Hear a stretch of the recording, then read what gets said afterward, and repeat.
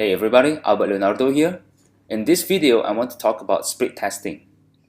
At this point, you must have gathered a list of interests for you to start running your campaign. Running campaign, I divide into three phases. The first is testing, the second optimizing, and the third scaling. So testing is when you gather data, and then after you gather the data, you start optimizing your campaign so that it get the maximum ROI. After that, it's when you start scaling. The good thing with Facebook ads is that you can test with smaller budget. Now, what to test? Of course, there are a lot of components for you to test in your online marketing campaign. But in this case, I want to talk about three things to split test. The first one is offer, the second is your audience, and the third is your ad creatives. We actually have touched on split testing offer. It can be done using the PPA methods, right? Where we test our offer by surveying your audience. Now, testing audience means that you test the interest, which interest actually will get you sales, which interest actually responds to your ads. Ad creatives has to do with your copywriting and then your image. Now, let's talk about a bit mindset about testing. Of course, in running Facebook ads, we try as much as we can not to lose money, right? We try to earn the money as fast as we can. But we cannot ignore the fact that sometimes, in some cases, we have to be willing to invest money to gather data, especially if this niche is new for you. You don't know about this niche and you want to learn about them. So you need to gather data so that you can optimize better and start earning money from there. But in the beginning, you have to be willing to invest money. I'm not saying that every time I enter one niche or every time I run campaign, I have to lose money. No, but just be prepared. In some cases, you need to. Now, the second point is the more data you have, the higher chance of recognizing the winner on the significant level. This actually is related to the first point, which is you don't want to take action based on a small amount of data, right? It has to be significant enough. In order to have significant numbers, that's why you need to invest enough money to get enough data.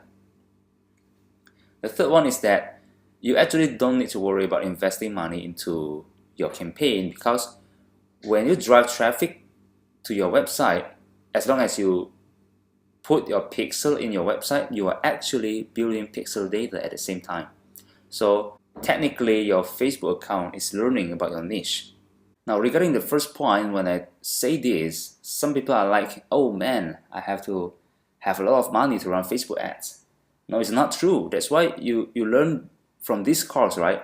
Remember we talked about the targeting, why we have to understand about associated audience, and then why we have to try to find a super precise interest, and why we need to understand the three types of campaign objective: when to run PPE, when to run WC ads, and when to run click to website. The reason is because if you understand all those things of what we have learned and what we will learn, you will have better opportunity in getting winning campaign in the first place. Now, what is the goal in testing? Right, the goal in testing is to find winning audience. It can be the interest you test so that you know which interests work better. And it can be demographics. For example, you know actually female perform better or male perform better, and which age range actually is your audience.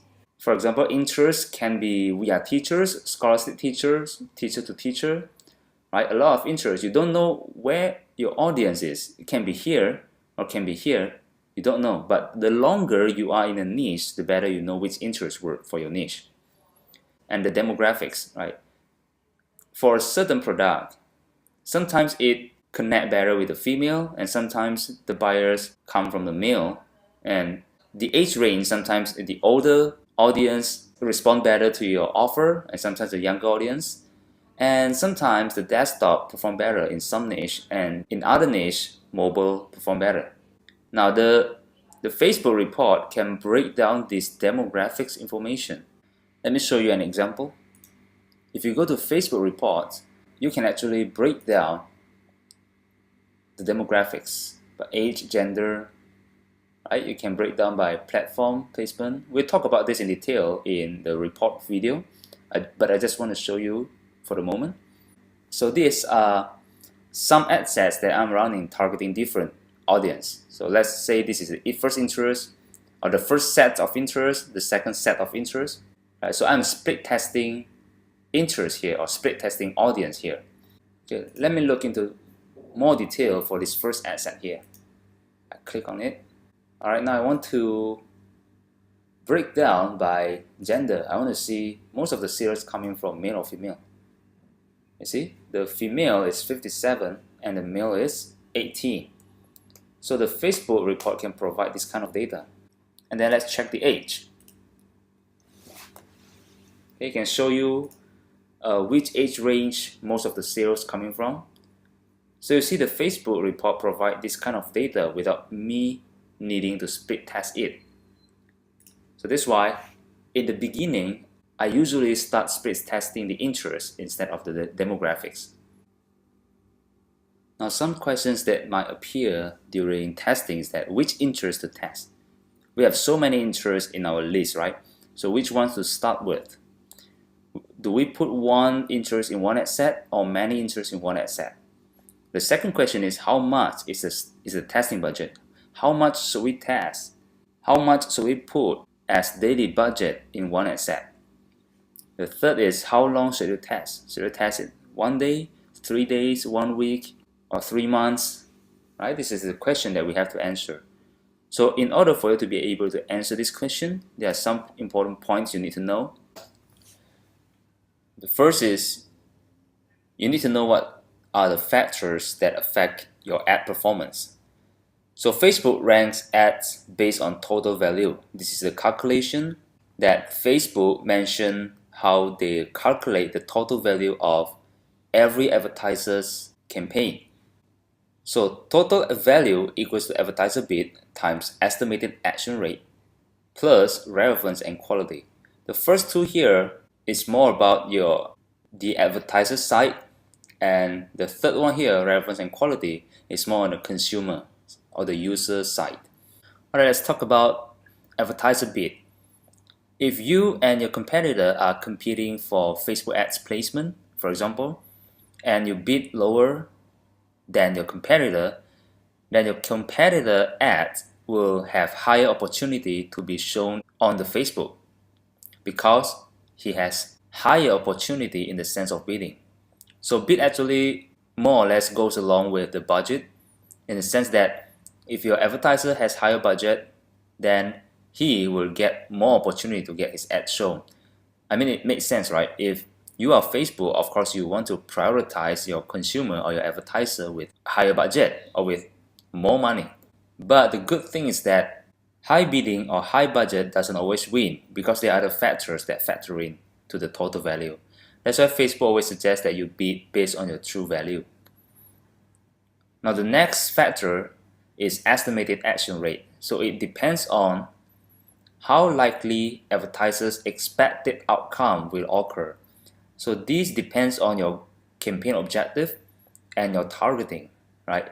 If you are targeting an audience with a relevant ad to them, then it is highly probably be shown to them compared to if you target to the wrong audience.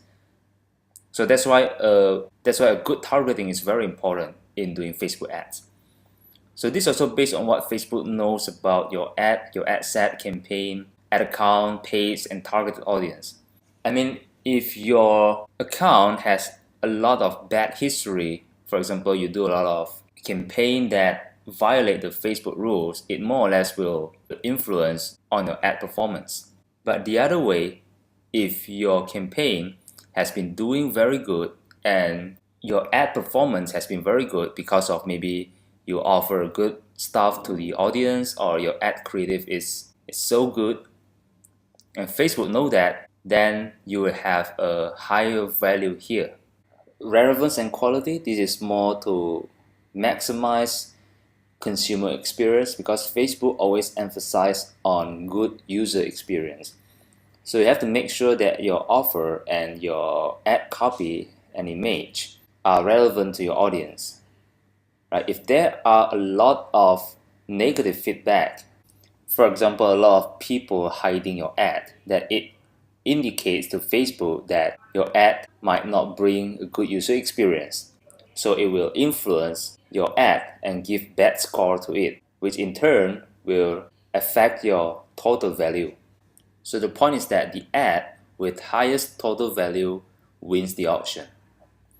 Now the second one, it actually relates to the first one. The higher bid or higher budget will get more qualified traffic. So if you bid for $50 compared to if you bid for $5, you will get more qualified traffic by bidding higher. So the question is, do you need to test with high budget? No, I always test low. Test low means test with low budget, and then once you have a winning campaign, then you scale with high budget. And I will show you how to run testing using low budget. Next, you need to understand AND and OR logic. So example, interest 1 contains audience A, B, C, D, E, F, G, right? Let's picture this as Mr. A, Mr. B, Mr. C. And interest 2 contains C, D, G, H, I, and so on. Now, if you want to draw it into Venn diagram, then this is it, right? There is intersection between each interest. So for example, C and D is actually intersection of interest 1, 2, and 3 because C and D is in every of the interests here. Like G is in interest 1 and 2. Alright, so what I mean by interest 1 and interest 2 means that you take people who are in interest 1 and in interest 2, which are G, C, and D. But if I say interest 1 or interest 2, it means that you take all the people that are either in interest 1 or in interest 2. So you take all of them. So this is how we do it on Facebook ads. Example of OR logic is when we put two interests here. For example, we are teachers and scholastic teachers.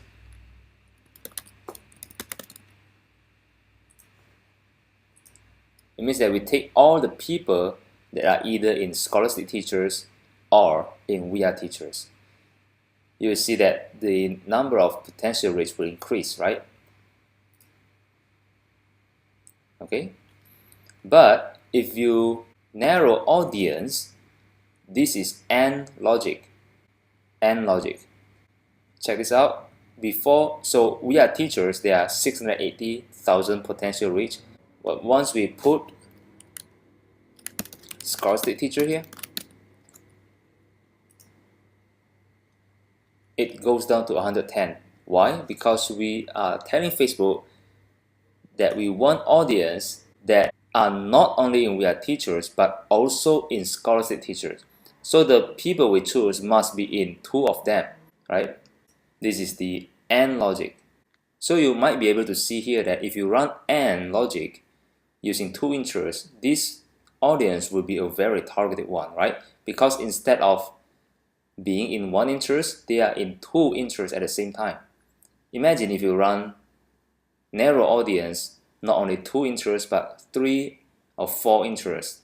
That will be a very targeted audience.